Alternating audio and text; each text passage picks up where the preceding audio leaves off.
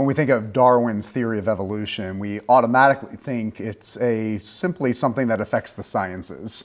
But let's talk about the deadly effects it had on culture as a whole. It is hard to exaggerate the impact of Darwinism in our society. It's behind most of the major evils of our time. Think about it. Abortion.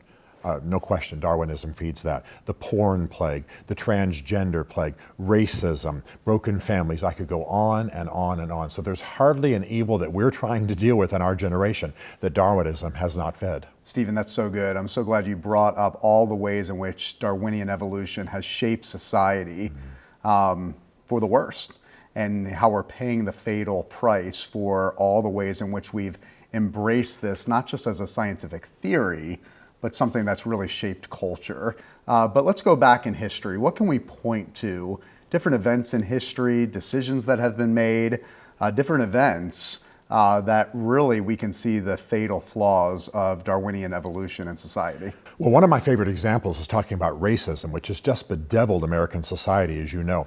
We often speak of Darwin's book as The Origin of the Species, but the title went on and it said the preservation of favored races in the struggle for life. Favored races. Think about that.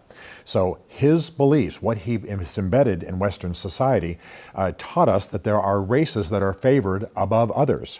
And if you see the old charts that are drawn to illustrate Darwinism, you'll see black people, African Americans, Africans, they're in a less developed, less evolved level. Asians, Hispanics, and whites far more developed. Now this is pure racism, and by the way, we're paying tax money for our schools to teach this to people who are black, to people who are Asian. I've got half a dozen African Americans in my family. Are they less evolved than I am? Well, that's what Darwinism's teaching.